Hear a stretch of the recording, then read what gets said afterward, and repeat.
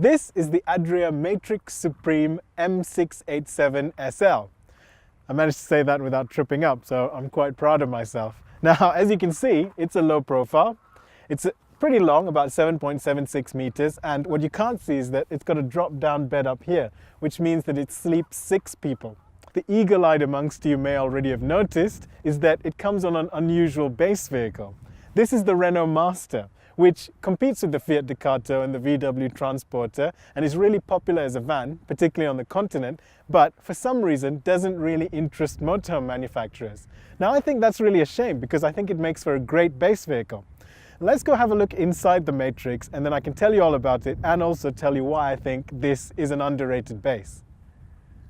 The thing that really sets this motorhome apart, as I said earlier though, is the base vehicle and this cab, which I really like. Now, the plastics are hard and a lot more utilitarian than the ones you'll find in the Ducato, but they should be hard wearing, and the key thing is the layout is really well thought out.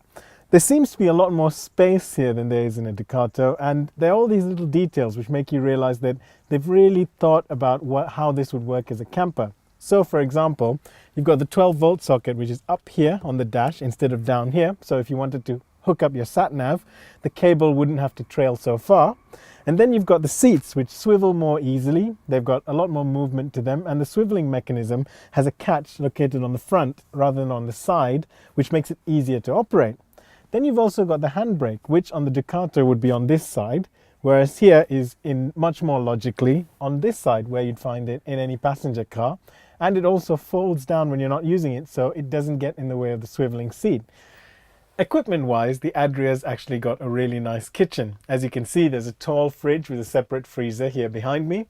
And over here, there's a cooker with a 3-burner hob and also a compact oven underneath it. Now, the oven's a little bit small, but that does free up lots of space for storage in all these drawers that you find in the kitchen unit.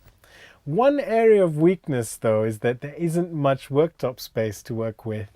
Now, Adria have tried to solve this by having a sink with 2 separate lids which open independently of one another, so that if you had one lifted so you could use the sink, you can still use the other portion as worktop. But that's not really as good as having a dedicated piece of workspace. Also, there is a bit of workspace in the corner here, but that's taken up by the lid for the bin that's integrated into the worktop. All in all though, I think you'd have to be quite fussy about your kitchens to be disappointed by this. It's nicely designed, it's got a full set of equipment, and it's got little design touches that will put a smile on your face, such as the ambient mood lighting which is built into the corner of the unit here. It doesn't really light anything up, but it looks great and it'll just cheer you up. It's just that little thing that makes you feel like they've thought about this. Twin single beds are really popular in the UK market, and it's easy to see why. When they're made up like this, you can have 2 people sleeping and they can get out of bed at any time without disturbing one another. And you always have the option of making them up as a double. In this Adria, that's done by pulling out a panel from here and putting in an infill cushion, which I've hidden in the wardrobe, but it's about this size and it just fits in right here, and you've got a double. So together with the drop-down bed up front, this actually makes an excellent 4-berth. That bed is electrically operated. You press a button and it just lowers automatically, and then you press the same button in the other direction and it goes back up. And the mood lighting, if you remember, that I was showing you earlier in the kitchen, there's some of that here as well. Although here it probably isn't quite as successful as it is out there, but it's still here.